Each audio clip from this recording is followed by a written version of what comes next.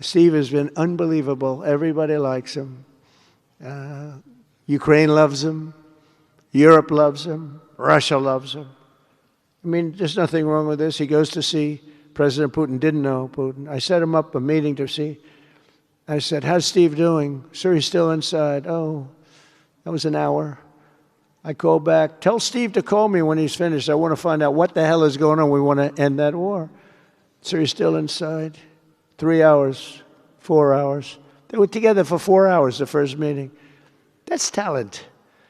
And they get along. I mean, people like or don't like Putin or Zelensky. They get along. Same thing with Zelensky. I mean, they all love Steve, and Steve's doing a great job. That's a tough one. That's a much tougher one.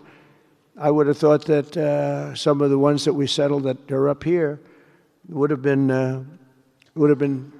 I thought this would be easy because I have a very good relationship with President Putin. I have a very good relationship with President Xi. I'm going to be going to China in April. That's going to be a wild one. I said, but we have to put on the biggest display you've ever had in the history of China. You know, last time I went to China, President Xi, he treated me so well. He gave me a display. I never saw so many soldiers all the same height, exactly the same height within a quarter of an inch. You can do that when you have 1.4 billion people.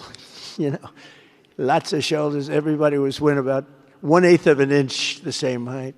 I said, if they put their helmets down, you could have played pool on the top of their heads. And it was pretty amazing. But I said, you got to top it. He said, I'll top it. We're going to top it. We're going to have a lot of the people, most of the fake news back there is going to be going. So we have, Steve has done a great job. And then a little bit later on, we brought Jared in. Jared was responsible for the Abraham Accords, which is incredible. Nobody else could have done that. A very smart guy.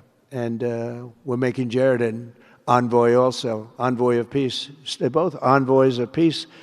And you couldn't get two. I tell you what, I watch these two guys.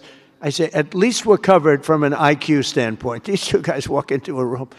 And but people like them both, you know. They're good people. And they like them both. And they've had some very good meetings. They've had some very interesting meetings having to do with, as you know, Iran is a hot spot right now. And they're meeting, and they have a good relationship with the representatives of Iran. And, you know, good talks are being had. It's proven to be, over the years, not easy to make a meaningful deal with Iran. We have to make a meaningful deal. Otherwise, bad things happen. But we have to make a meaningful deal. But they have a great relationship with the representatives of Iran. They have a great relationship with the other one that they're really working on now. Because so many of these, I mean, as an example, Kosovo, Serbia. I did that one. Could you stand up, if any of you guys are, when you're here, just stand up for a second. Kosovo, Serbia. Stand up. What a job. Thank you very much. We appreciate it. So good. And you're getting along. And when you don't get along, you'll call me, and we'll get it solved, right? We'll get it solved. Thank you very much. Really good. And then again, Pakistan and India. That was a big one. And just, I think you should actually stand. Come, please. Stand just for a second. Pakistan and India, thank you very much. And I spoke to Prime Minister Modi. He's excited. He's watching us right now. If you like this video, then like, share and subscribe to Mirror Now.